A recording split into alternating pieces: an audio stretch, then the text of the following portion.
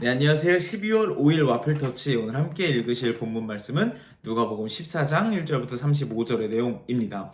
그 중에서도 1절부터 24절까지는 예수님께서 모 바리새인네 집에 식사 초대를 받은 장면으로 구성되어 있는데요. 오늘은 그 부분의 내용들을 좀 주로 이야기를 나눠보려고 합니다. 일단은 예수님께서 모 바리새인에게 초대됐다는 게 좀 신기한 내용이죠. 굉장히 좀 신기한 상황이며 장면이었던 것 같아요. 그래서 예수님께서 바리새인의 집에 가서 같이 식사를 한 장면이 나옵니다. 그런데 이 바리새인이 그저 좋은 마음으로 호의로 예수님을 부르기만 하지는 않았던 것 같아요. 절반 정도는 저 인간 저거 괜찮은 인간인가 하는 그런 의심의 눈초리로 초대한 것 같고, 나머지 절반 정도는 사람들에게 나 예수라고 하는 사람 알지? 나 그 사람도 초대할 정도로 괜찮은 사람이야, 좀 있는 사람이야 라는 걸 보여주기 위한, 그런 보여주기 식의 초대도 조금은 섞여 있었던 것 같습니다. 그래서 그런 내용들이 본문 말씀에 좀 나오는데요. 1절부터 24절 안에 한 세 가지 정도의 사건이 펼쳐집니다. 첫 번째는요, 아마도 그 식사 자리에 좀 있어 보이는 사람들만 모였나 봐요. 뭐 돈도 좀 있고 사회적 어떤 뭐 지위도 좀 있고 주위 사람들이 좀 알아주는 권력층들, 지도자층들만 조금 모였던 것 같아요. 그래서 그들만 식탁에 앉아서 식사를 하고 있는데, 병든 자, 뭐 가난한 자 이런 사람들은 그저 근처에서 혹시 조금이라도 구걸할 수 있을까 하고 서성였던 것 같습니다.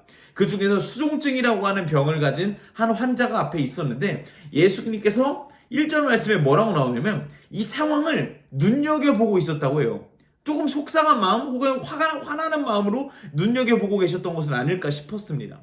그러면서 이렇게 쭉 눈여겨보고 있다가 그 병자를 보고서 딱 이야기를 합니다. 너네들 바리새인들, 종교 지도자들 잘 들어봐. 안식일이야. 맞아, 오늘 안식일인데 여기 아파하고 있는 누군가가 있어. 고치는 게 맞을까? 라고 이렇게 질문을 합니다. 그럼 바리새인들의 목 끝까지 무슨 대답이 나올까요? 당연히 안 되지, 무슨 소리야, 오늘 안식일인데 아무것도 하지 말아야지 라고 하는 얘기가 여기까지 나왔는데, 예수님이 한마디를 덧붙이십니다. 만약에 너네가 안식일에 소나 염소를 끌고 가다가 우물에 빠졌어, 안 건질까? 라고 하니까 바리새인들이 다 입이 탁 막혀버립니다.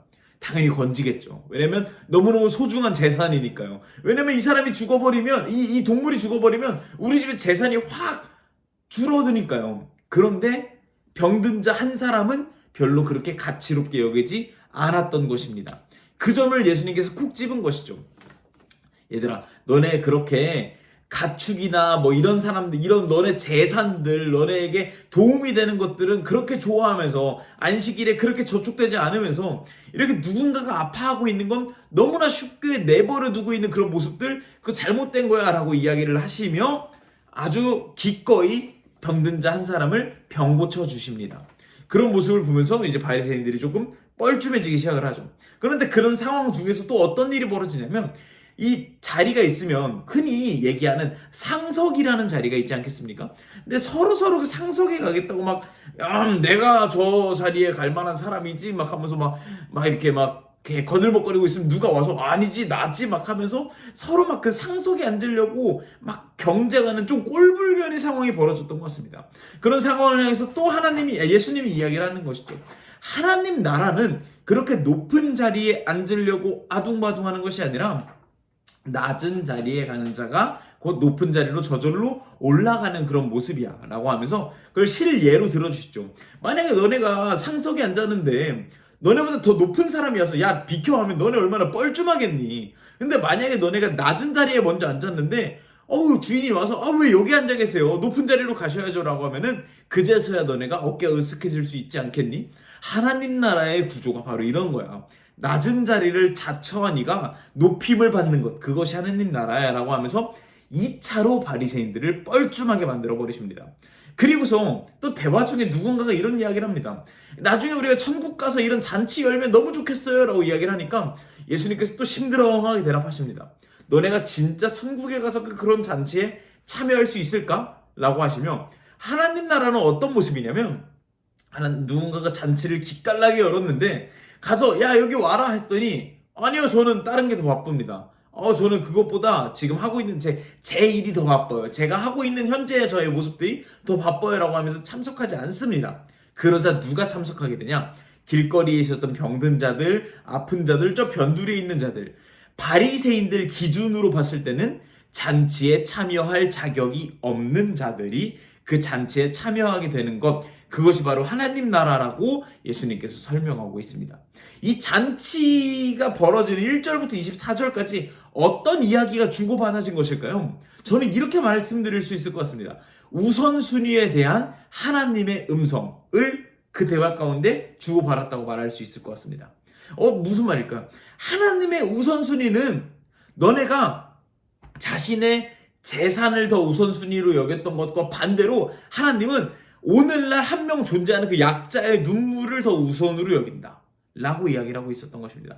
또 어느 쪽으로는 하나님의 우선순위는 내가 더 높아라고 말하는 자가 아니라 내가 더 낮은 자리를 자처하겠습니다라고 하는 겸손한 자에게 우선순위가 있어 라고 얘기하시는 겁니다.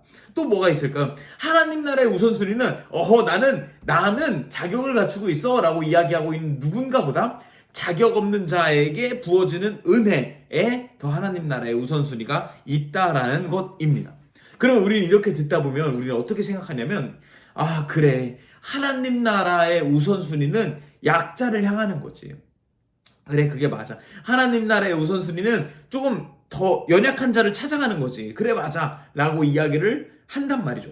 그런데 저는 사실은 그렇게 해석하는 것도 너무너무 좋은 해석이라고 생각을 하지만 거기서 한 걸음 더 나아가야 좀 더 맞는 이야기라는 생각이 듭니다. 그게 무슨 말이냐면 여기서 예수님께서 말씀하시는 하나님 나라의 우선순위라는 것은 너네가 강자지 하지만 약자를 챙겨야 돼 라는 이야기를 좀 더 넘어서 우선순위가 약자가 더 우선이라기보다 좀 더 그렇게 인간 사이의 대결보다 나와 하나님 사이의 우선순위를 말씀하시는 것 같다는 생각이 듭니다.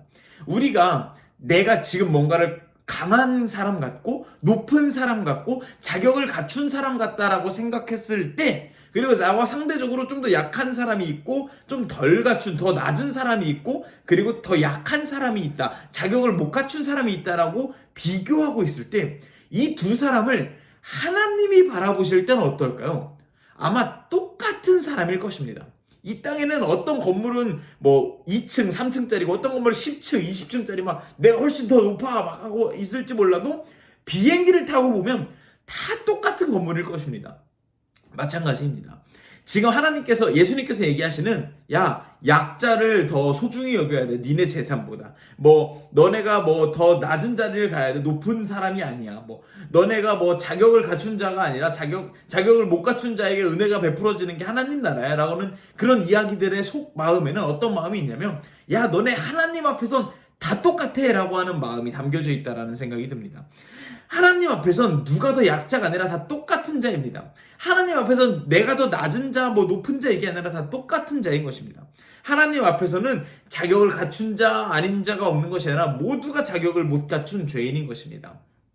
우리는 이런 본문들을 가지고서 흔히 이렇게 적용하기가 쉽습니다. 굉장히 종교 행위적으로 적용하는 것이죠.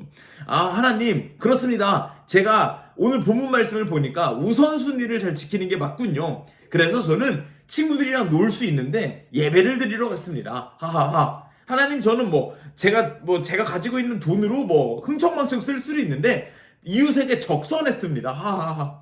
하나님, 제가 가요를 안 듣고 찬양을 들었습니다. 잘했죠? 라는 식의 어떤 종교 행위로 이어지게 됩니다. 물론 이런 식의 행동 규약에 있어서 우선순위를 정하는 것도 신앙생활에 있어서 굉장히 중요하고 좋은 선택일 수 있습니다.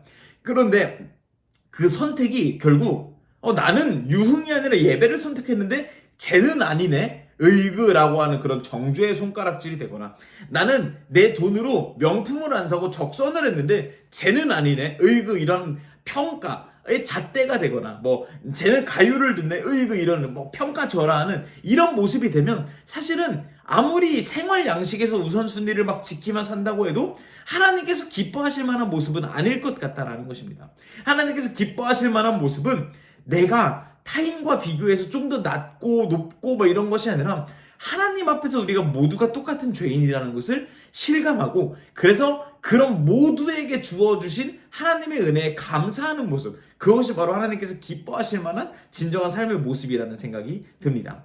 오늘 본문 말씀을 통해서 우리는 굉장히 많이 봤던 본문 말씀이기 때문에 굉장히 좀 쉽게 적용해 버릴 수가 있을 것 같습니다. 아, 하나님, 그렇습니다. 우선순위 잘 지켜야죠. 저도 여전히 우선순위 잘 지켜서 신앙생활 잘 해내겠습니다. 라고 하는 데에서만 끝나는 것이 아니라 여기서 한 걸음 더 나아가서 내가 아무리 신앙생활을 잘 지킨다 하더라도, 저 사람이 아무리 신앙생활을 못 지킨다 하더라도 우리 모두는 하나님 앞에서 동일하게 예수 그리스도가 필요한 자이며 예수 그리스도의 은혜가 없이는 살 수 없는 자임을 고백하는 것. 바로 그런 태도가 진정으로 낮아지는 자, 진정으로 약자를 위하는 자, 진정으로 하나님 나라에 참여할 수 있는, 그 잔치에 참여할 수 있는 자격 없음에도 불구하고 은혜 입은 자의 태도가 될 수 있을 것이라 생각을 합니다. 오늘 하루 내가 나의 눈으로 누군가를 평가의 잣대로 보고 판단의 잣대로 보지는 않는지 한번 돌이켜볼 수 있는 저와 여러분의 오늘 하루가 되었으면 좋겠습니다. 감사합니다.